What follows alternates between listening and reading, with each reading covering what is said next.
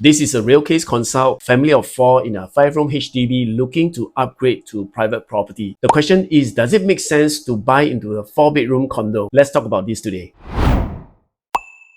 Hi guys, welcome back to the channel, and if you like real life case studies and not just home tours or project reviews, remember to like this video and share it with someone that you know they are planning to upgrade. So in today's video, we are going to talk about a real case, a consultation that I did for a family of 4 residing in the southwest region in Singapore, and they are thinking about upgrading to a private property, and here's how it goes. But before that, if you're in a similar situation, planning an upgrade and need a consult, you can always reach out to me over here and I'll be happy to run your numbers for you and cover those blind spots that you haven't noticed. So here's the situation. The family of 4, a couple with 2 primary school children living in a 5-room HDB, are looking to upgrade. They have done well, they have low mortgage payments, they have stable income, and cash reserve has been built up over the years. Their goal now is not just lifestyle upgrade, but also to build wealth in the long term. And like many upgraders, the first instinct is to look into a 3-bedroom condo, which makes sense because you already have 3 bedrooms in your HDB, and if you are moving to anything smaller, it feels like a downgrade more than an upgrade. But when we look at possible options, the sizes are really around 900 to 1,000 square feet, which is not that desirable for them because the loss of space is really a lot. Or they will go for those very old projects, which they have a concern as well of the lease decay. And that is where we talked about the possibility of upgrading to a 4-bedroom condo. We have seen major shifts since COVID. Families are rethinking the space they need, and 4 bedrooms, they are no longer nice to have, but to some family it is a must have. And here is what the data shows. For the past 5 years, from 2021 to 2025, we saw that there is a total of 7,172 transactions on not just 4 bedrooms, but those that have space that is more than 1,200 square feet. And if you rewind back to pre-COVID, there was only 6,861 transactions of the same unit type and size. Not for 5 years, but a total of 7 years. Meaning in just 5 years, the demand for larger 4-bedroom units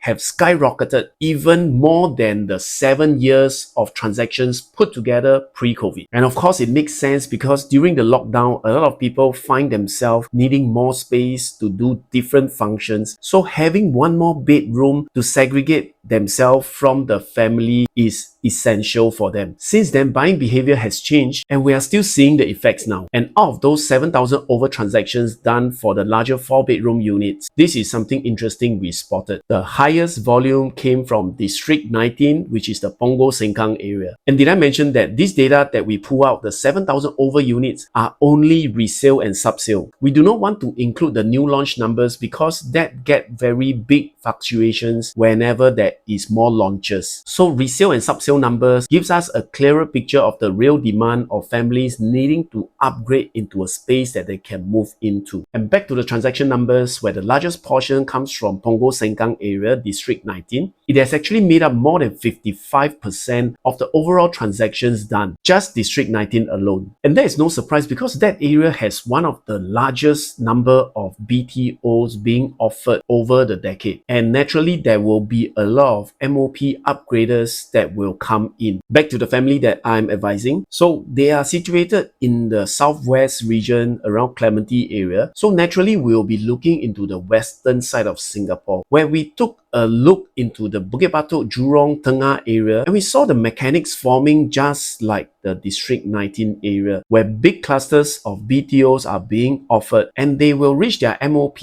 around 2028 to 2032. And this is the window we are looking at if we want to position ourselves for future upgraders' demand. We don't want to chase hype where we see a large number of transactions and we try to shift nearer to that number. In fact, instead we want to look at numbers that point us to the future upgrader demand. So for Tengah Estate, there's already approximately 18,500 units being launched, where 12,000 of them are already completed. That means we have a guaranteed number of HDB that is going to MOP in the next 5 to 7 years. And if they are anything like Punggol, hunting for larger space or one more bedroom in their family, they will look naturally in the surrounding, which will bring us to Jurong. As we know that Tengah will be connected to Jurong via the Jurong regional line, and that gives them a larger area for their house search. Of course, I didn't start the consult by telling them to look into Jurong. But when we look at what is coming up, the transport upgrade the job creation, the lifestyle transformation, it just makes sense for them. So we see that the Jurong is undergoing transformation, and we know this for a very long time. And right now it is in the midst of it, and everything seems like it is coming up nicely. For example, we have the Jurong East Integrated Transport Hub coming around 2027. Jurong Regional Line will be rolling out 2027 to 2029. The Cross Island Line Phase 2 targeted by 2032. And there is Science Center revamp, the Lakeside makeover. All these are already underway, and there will be targeted about 95,000 new jobs in the area. For a family that is looking to upgrade to a home that they can stay for the next 10 to 15 years, I think somewhere like this for a resale property does make sense for them. But let me put in a disclaimer over here that I'm not asking everyone to move to Jurong, or all west side upgraders should look into Jurong, because it really needs to tie in with your objective, your family lifestyle, your investment horizon and all. In fact, for this family, they are not set yet because we are still looking whether they should be going into a resale property or a brand new one, something that is going to TOP sooner or something that's just going to launch next year. So all these are still in the planning stage where we want to look into numbers clearly and the demand and supply as well. So if you are planning something like that, even if you are not in the west side, you want to know where you should be looking at, hit me up over here and I'll be happy to actually run the numbers with you and look into the future supply chain for you. Most importantly, when you are planning your move, your upgrading, you need to go through a framework where you know that you will not miss any of the important things. And that is why we have this own framework where our clients will be guided step by step, not missing any detail in their planning. And when it comes to project selection, we run the asset framework where we will grade each project and they will know that which is the one that they should go for, whether it is brand new, resale, or something that is brand new and TOP soon. So if you find something like that useful, you can always reach out to me over here and I'll send you a copy and you can run it yourself, or I'll be happy to guide you through as well. If this kind of data breakdown is useful to you, or you find that this may help someone, please share this video and don't forget to like and subscribe.